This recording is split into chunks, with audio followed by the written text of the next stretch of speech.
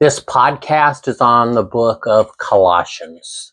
Colossians is one of the books that we have attributed to Paul, but the current belief and thoughts are that Timothy actually is the author of the letter of Colossians, the letter to the Colossians, letter to the people at Colosse.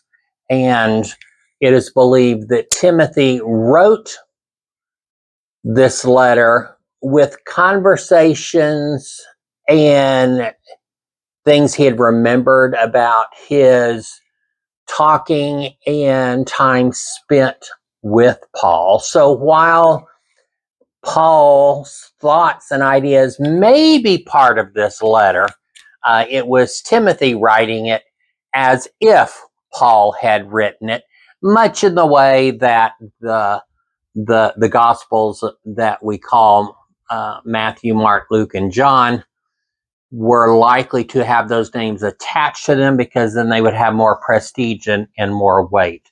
So perhaps Timothy felt that the things that he needed to say to the people in Colosse would be better received if it had actually come from Paul. And so that's what we're looking at.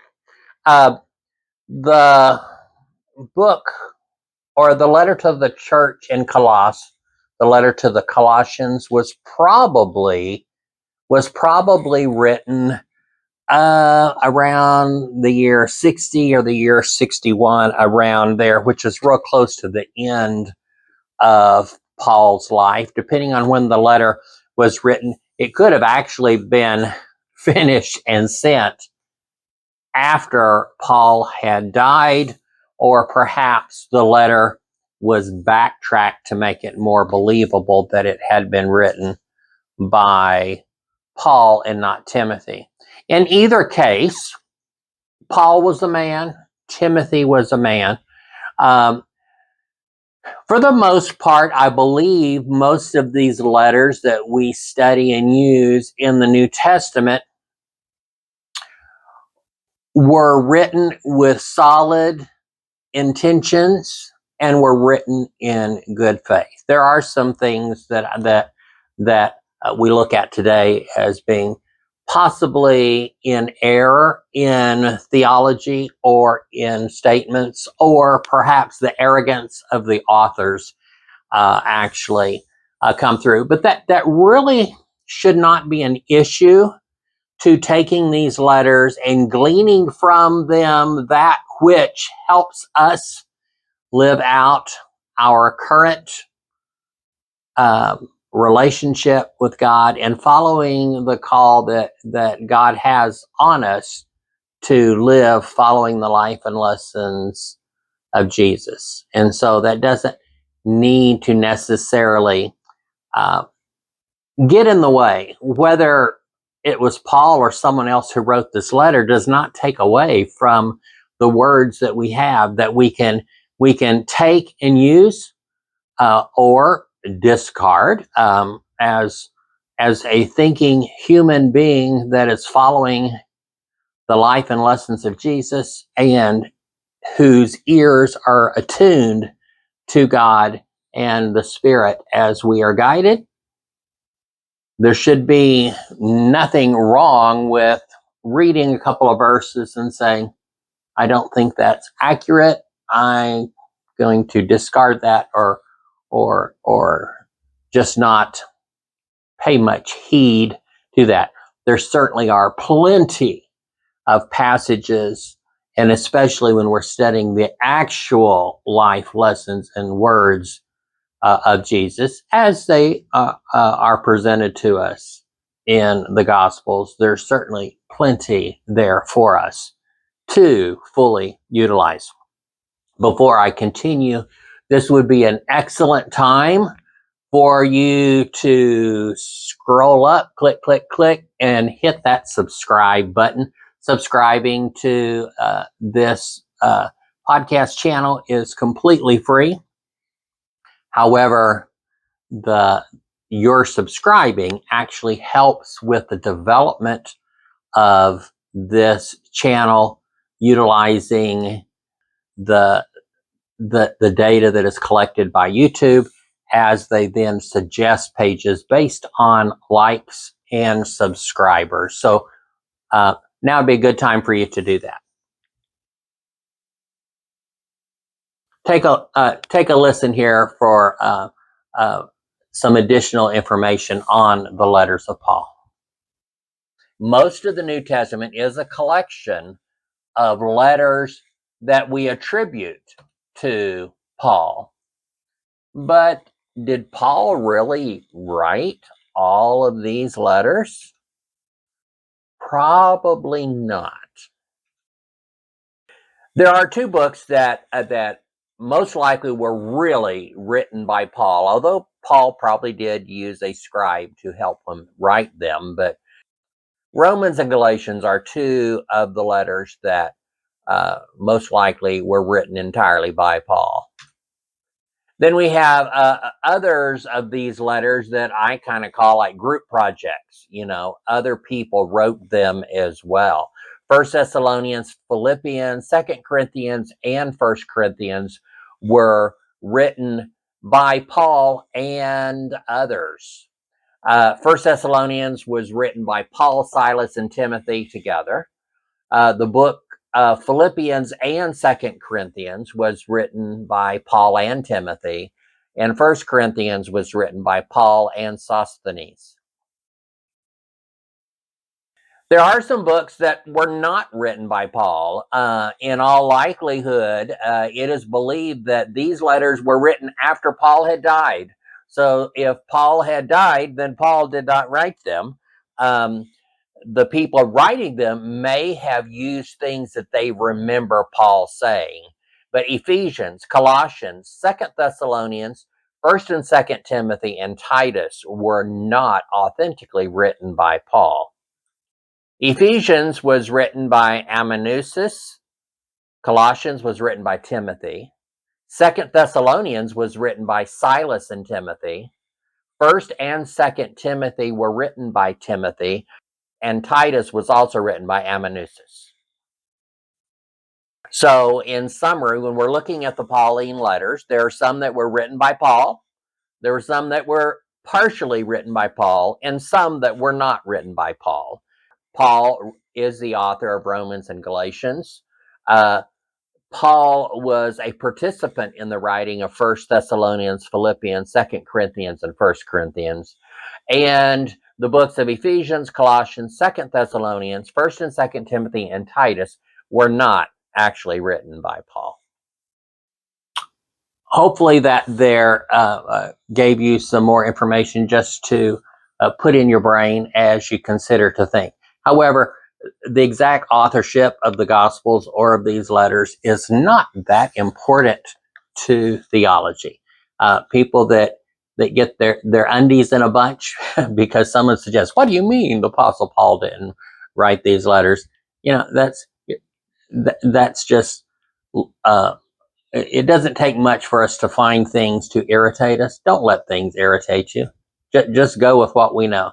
We have a collection of letters here that we have read and studied and applied into our theology and our living for a long time. It doesn't matter whether or not it was Paul or someone else. It really doesn't.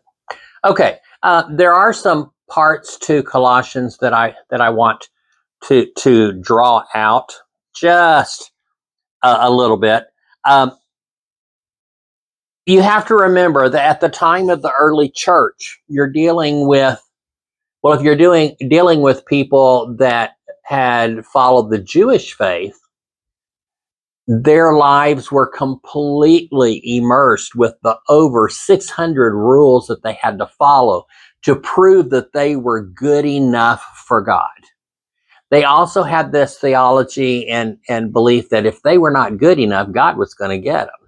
They looked back on the history of their people and kind of blamed God for all the bad things that happened and praised God for all of the good things that happened. Now, they did add a layer on that and said, well, when as a people we were doing bad things happened to us. And when we were doing good things, then good things happened. Theologically, that way of thinking is not sound. However, that is the thinking people had at that time, and believe it or not, here in the 21st century, there are people who still think of God in that way. It's kind of like a Santa Claus and a judge all at the same time, giving out the goodies and giving out the punishments. And so that's really not what it was like.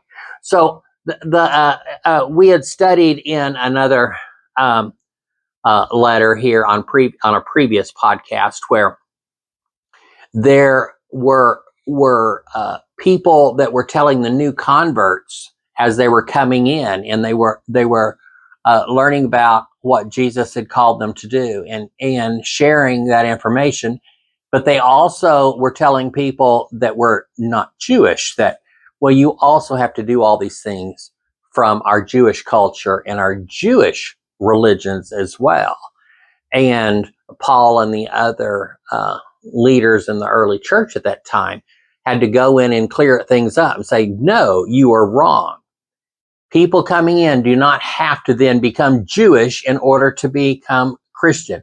They do not have to follow all of those things as well. Well, the people in the church in Colosse was very, very similar in that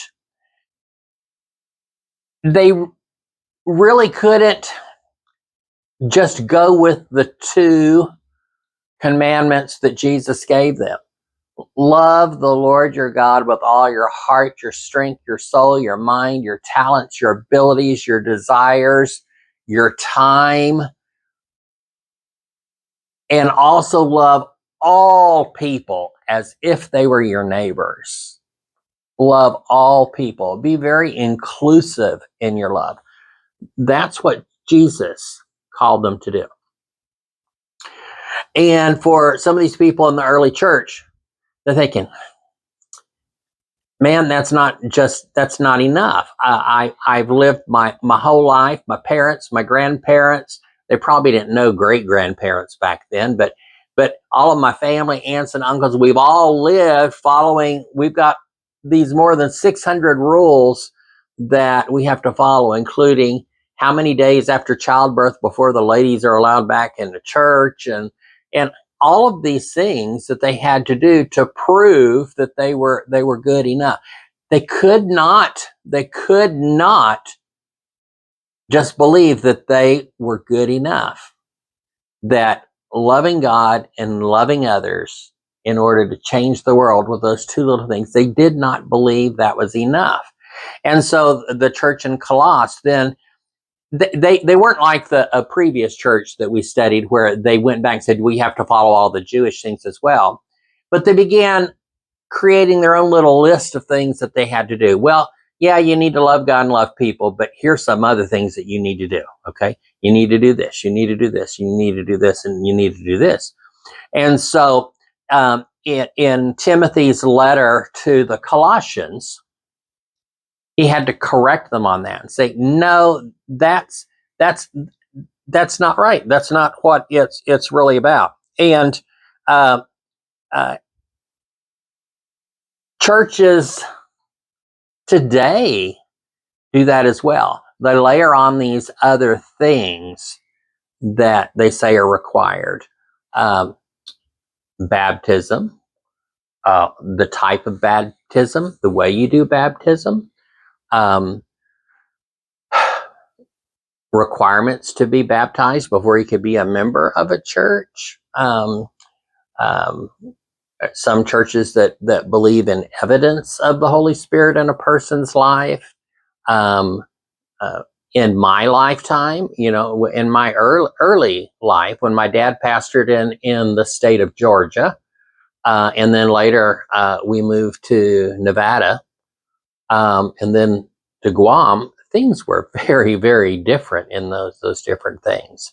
I remember in Georgia, my mother was never seen out of the house in pants.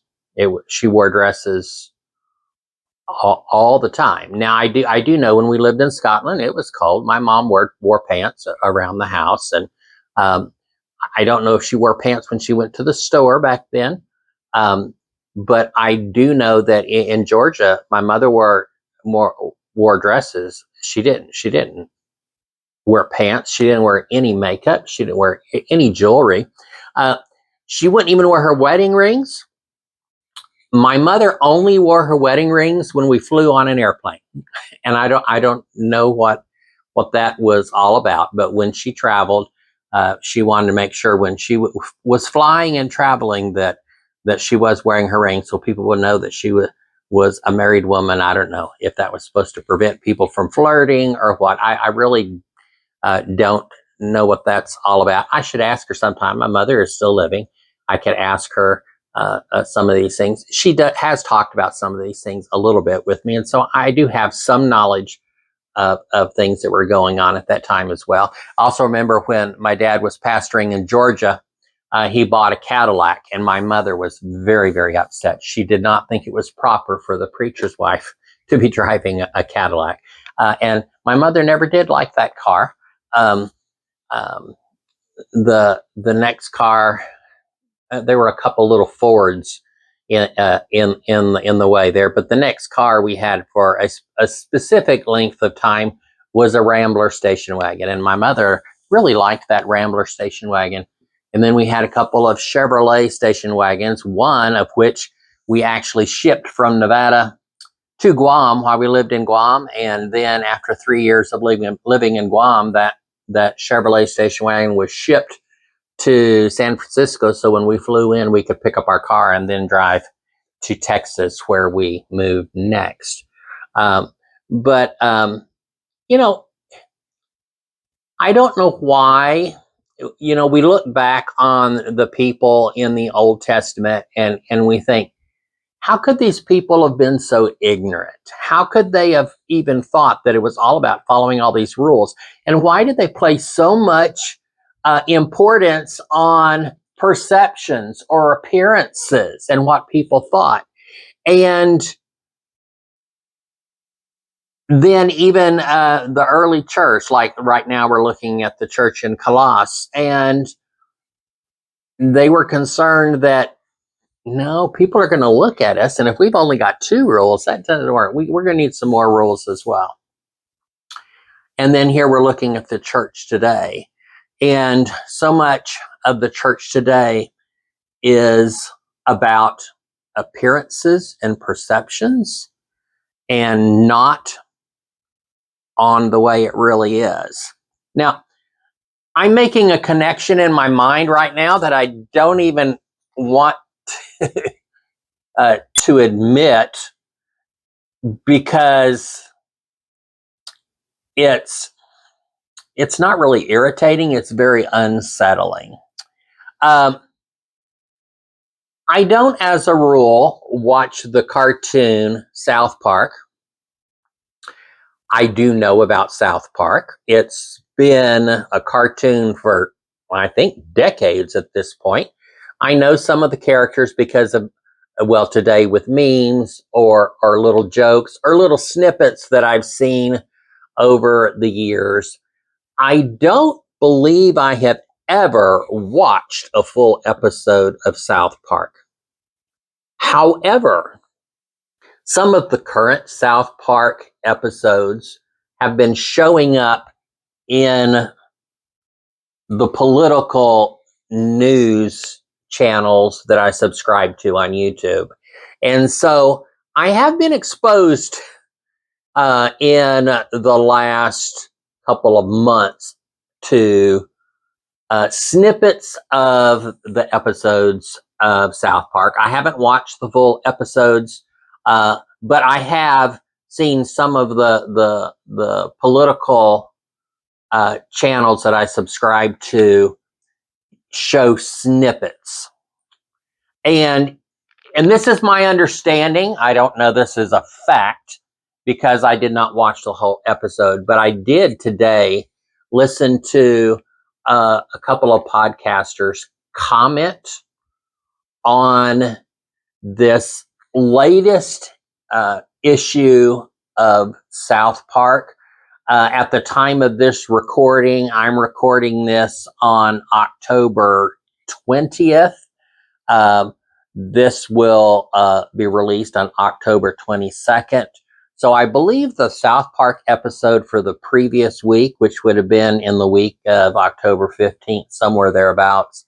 I don't even know what day that the show comes out, but sometime during last week, their show was really focused on the Antichrist, and it was focused on the hypocrisy of the church.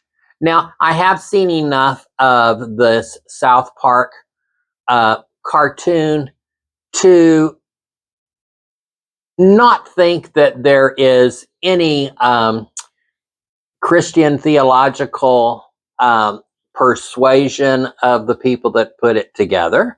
You know, I don't know them. I haven't had conversations with them. I have not seen interviews with the actual creators of this cartoon, but I would be surprised to learn that they have any strong theological beliefs. However, some of the little snippets that I saw in this character of the PC, politically correct, but I think they're saying PC is a power Christian. I don't know, power Christian principle, who is pointing out what it is that they are doing, and it runs parallel to a lot we see from people that call themselves Christians today. And so I don't know if it's just me, but in their attempt at humor and political humor, but also making political points, they made some pretty strong points about the hypocrisy of American Christianity as it is today. And I am sad to say and admit that their points were pretty much right on point. And when I'm looking at them pointing out that they were using things that we know in the Bible in their cartoon, where they're talking about the Antichrist and how the Antichrist is going to come and how they're going to behave, and pointing out the hypocrisy of the modern Christian movement. And I hate to call it that, because it should be Christianity should be living your life following the life and lessons of Jesus and loving all people and being honest and being true. And there's some good passages in, I'm holding up the wrong book. There are some good passages in the letter to the Colossians that talks about you can't lie. You have to be truthful. You have to be honorable. You have to love people. The critical elements of Christianity we're going to find here in Colossians. And this whole thing about having these great performance prayers and performance churches and performance Christianity, that's not what it's about. And in fact, I think it's either the counselor or the vice principal at this school comes in, and it's actually Jesus. And Jesus, and I saw a little clip where Jesus is talking to this power Christian principal saying, this isn't right. We're supposed to be all about loving people, not this. And here I'm watching this very offensive cartoon, which has been anti-Christian for decades. But right in there, they have a character, Jesus, that is saying the exact right thing to this political Christian-like figure who is like many of these politicians that we see. And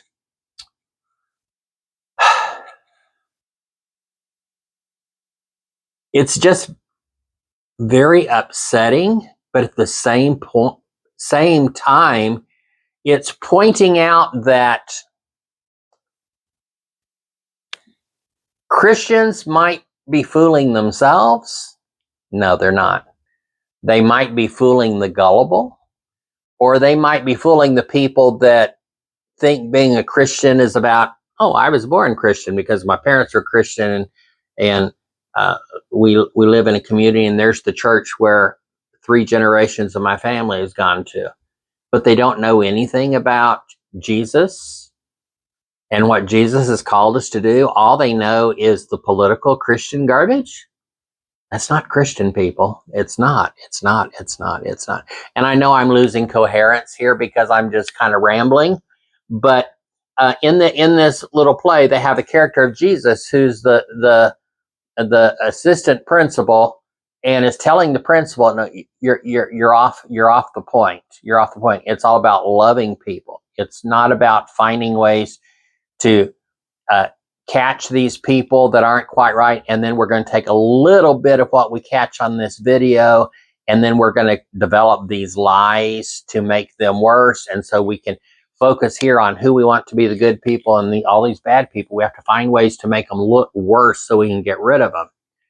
And so in the episode, and I saw just a little bit of this, and quite frankly, I had enough at that point, and I stopped watching this political commentary that's using because I couldn't take it anymore. But the power Christian who is supposed to be the principal has enough with Jesus and beats him up. And then about the time I turned it off is when Jesus coming in, and he's all scratched and bruised and bloodied up, because the assistant principal, which was being portrayed as the character Jesus, who was really speaking the truth of what Jesus really would speak in this fictitious situation, and the power Christian beats him up and said, "Nope, that doesn't work for us." And I'm not alone in seeing that this is much of the religious political arena with which we are immersed. And this is what we see. This is what we see.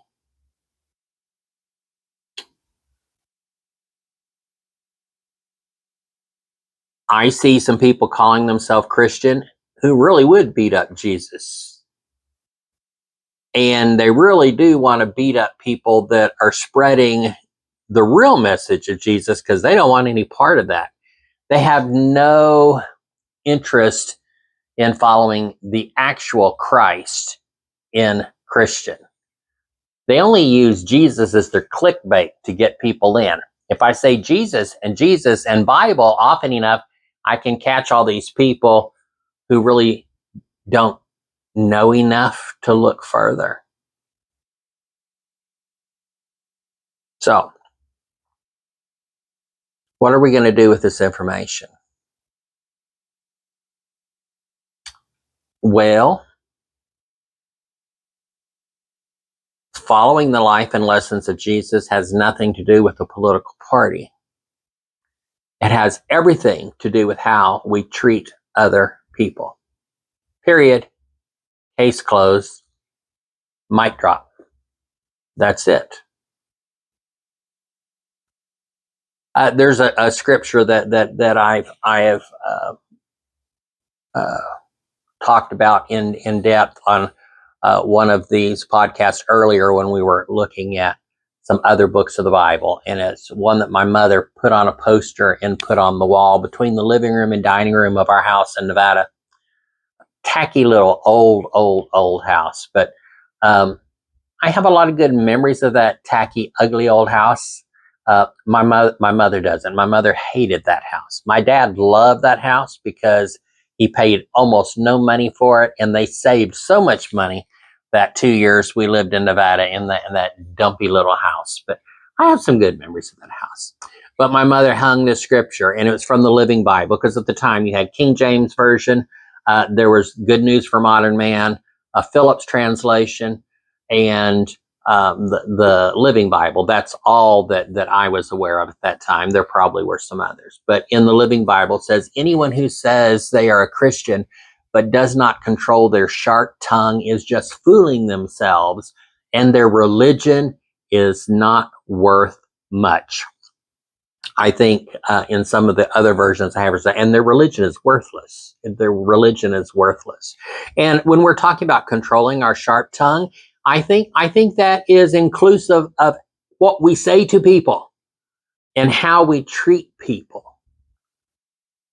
Anyone who says they are Christian but does not treat people the way Jesus would treat them are just fooling themselves.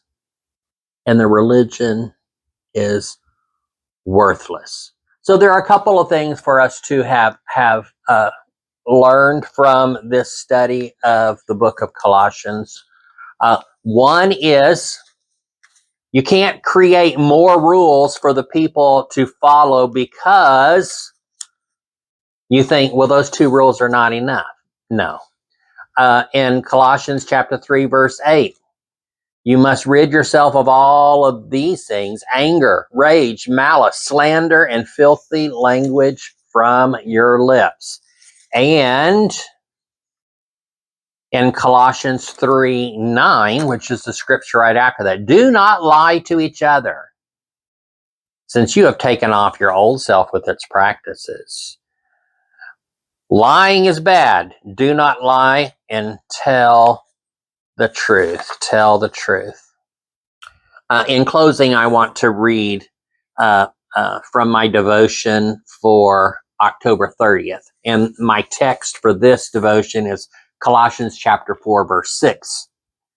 Let your conversation be always full of grace, seasoned with salt, so that you may know how to answer everyone. I wrote a book on the Beatitudes, and there was one essay in there where it's just about salt. What does it mean to be salt? Maybe someday we'll have a podcast on salt. In fact, I'm going to write that down. Let's do one on salt. On page 492, why do you use salt? I put salt on cantaloupe because it brings out the flavor of the melon. Salt enhances the flavor of many foods, but using too much salt will ruin the taste. When I fell and cut my gums, I used salt water to help the cut heal. Salt is added to canned foods as a preservative to keep the food from spoiling. I have heard some people apply the seasoned with salt conversations to mean that they are to convict people of wrongdoing and get them back on track.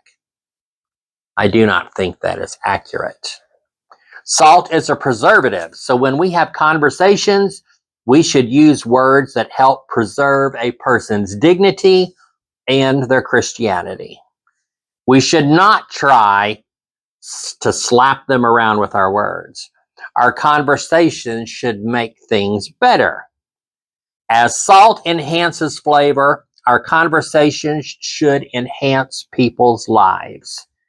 They should feel encouraged and energized after having conversations with us. If they feel discouraged, then we did not do it right. Salt helps heal wounds. When we talk with others, we should help them get over bad times. When we have conversations with each other, we should make sure that when we talk, we use grace with seasoning.